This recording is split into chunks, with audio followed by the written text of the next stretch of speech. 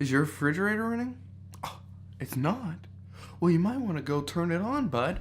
All your stuff's gonna be ruined. That was terrible. I'm gonna go think about what I've done. Is your refrigerator running? Oh, it's not. Well, you might want to go turn it on, bud. All your stuff's gonna be ruined. That was terrible. I'm gonna go think about what I've done.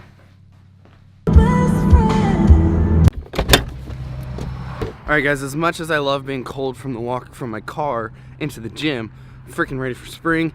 Tired of this coldness, so hurry up please, groundhog, and see your shadow.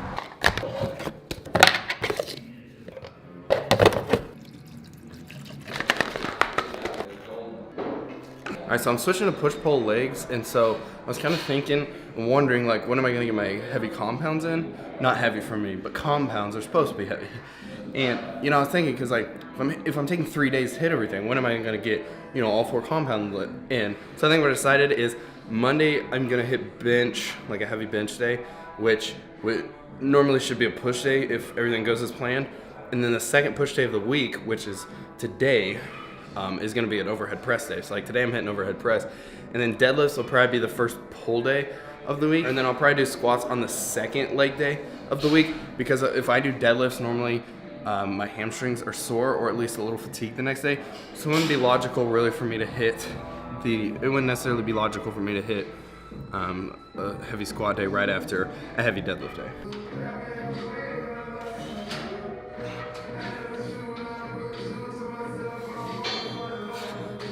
One thing that I'm finding to be pretty weird with push-pull legs is like you're not just doing one muscle, and so you have to warm up more than one muscle. Like right now I just did overhead press, about to go do some flat dumbbell press, and so now I have to go warm up chest, but my shoulders are already warm, so it's like weird to get used to not just working one muscle at a time. However, I will say about that, if you're hitting chest and shoulders hard enough, then you should get a pretty good tricep pump. So as long as you're not doing triceps first, then it's like what you do from the rest of the stuff gives you a pretty good tricep warm up. It's like right now, I got a pretty good tricep pump. I kind of just had a slight realization. I never put ab workouts on this channel. I always show, you know, some of my workouts, but it's never ab workouts. I do hit abs typically every other day.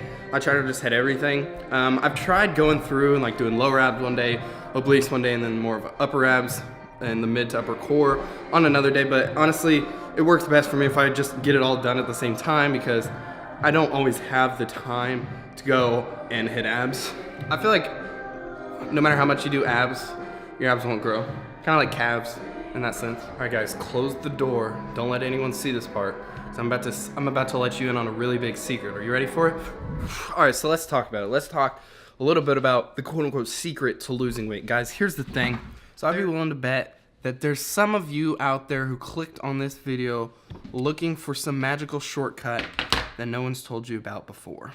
Well, ladies and gentlemen, I'm sorry to tell you that I'm not here to share any magic formula, any quick little trick to lose weight, because there simply just isn't one out there. The only reason that you would ever even believe that there could be a shortcut to losing weight is because you've seen too many ads, too many get rich quick schemes, too many lose weight quick schemes. And guys, the one way, the secret to losing weight, the secret to being anywhere in life that you want to be, that's worth being, is called work. Here's the thing, guys. There is a lot of money in convincing people that they have a formula or a secret or some magic pill that nobody else has.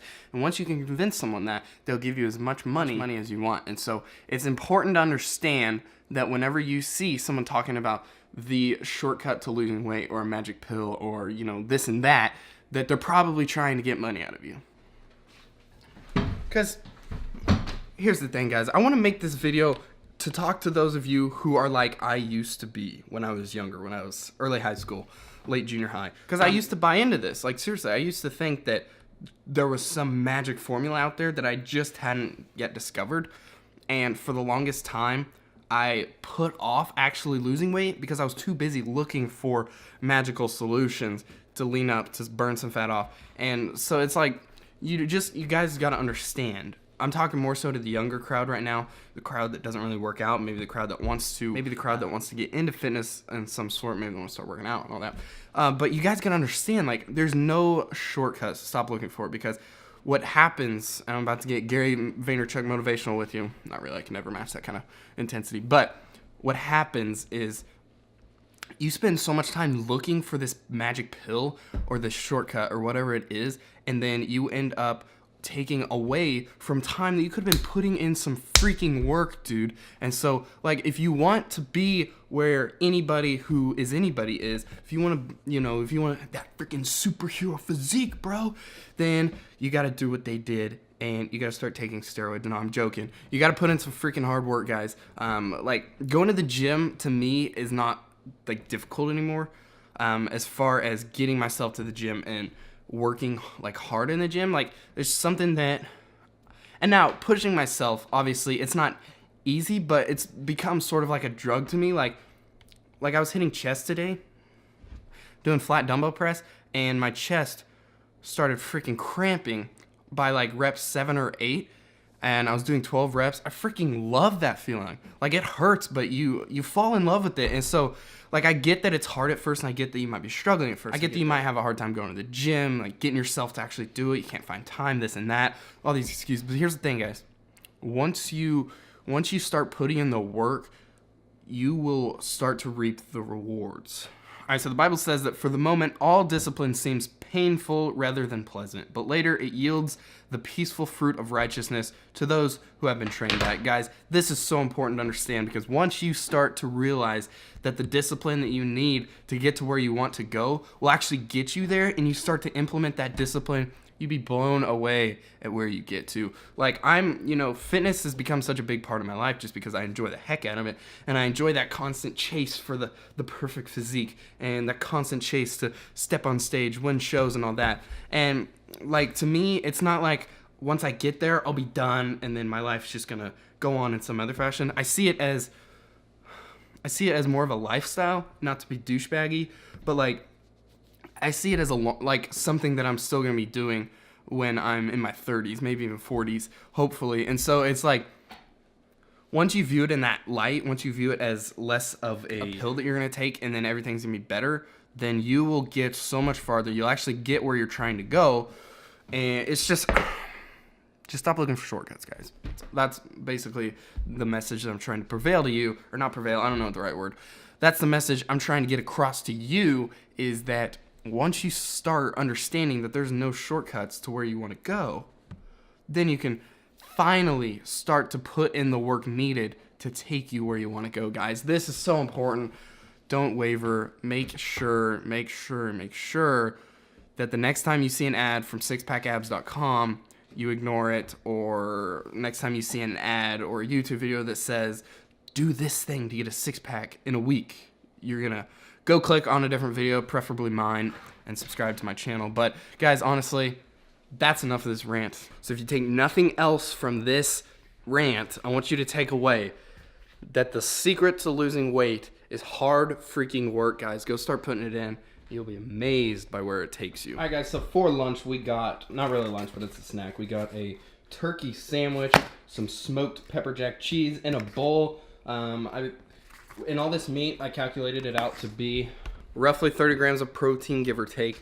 I'm not really counting macros right now. I'm just kind of guesstimating, trying to hit my protein, and then trying to get a lot of carbs in. Eating roughly 3,400 calories a day, and so that's a lot to count. Like, when I did that full day of eating, I kind of realized that that is a freaking lot to put into your phone constantly. When you're cutting, it's different because you're not eating as much, so you don't have to constantly be tracking as much. Alrighty, guys, before I end the video, I kind of want to touch on the whole Logan Paul thing. Here's the thing, guys.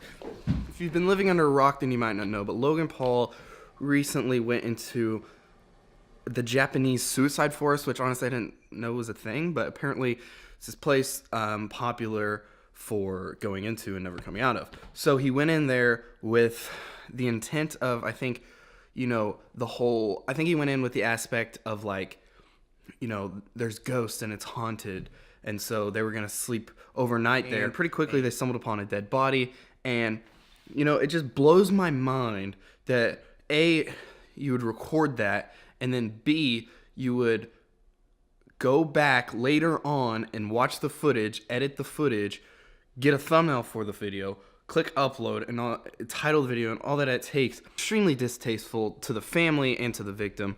I just don't understand the level of stupidity that went in behind that. And It's just so disrespectful. I think it was an absolutely foolish decision on his part to keep recording after he found the body. He should have immediately gone looking for help, and so I think that would have saved him a lot of pain, because, I mean, he's just, the video had like 5 million views on it or something, some 600,000 likes from his little 13-year-old fan base, and so it's like everybody in the world now knows about that video, and so it's just made him look absolutely terrible. And you might argue that there's no such thing as bad publicity, but still, it's made him look like such a fool. And it's like, just think when you're recording, think when you're editing. She's scared of the camera. Smile, smile, smile, smile. Rough. Come here, Scarlett. Come here, girl. Oh, come here, girl. Come here. All right, so I hate to say this, I have to go to school. Now, you might be wondering, Alex, why are you waiting until like freaking 1 o'clock in the afternoon to go to school, dude? The reason I'm not going to school until just now is because I'm only taking a partial schedule. Technically, I could have graduated a semester. I don't have any more classes that I'm required to take. And so I thought I'd take this semester to kind of somewhat chill out, but also to take some college classes to get out of the way. So I am taking college classes, but those don't start till later. So I have like 2.5 or 3 weeks of going to school for just one class, and it's a singing class. So it's like, I have school, but I don't really. And then after that, I have work. So I think I'm going to go ahead and end the video here.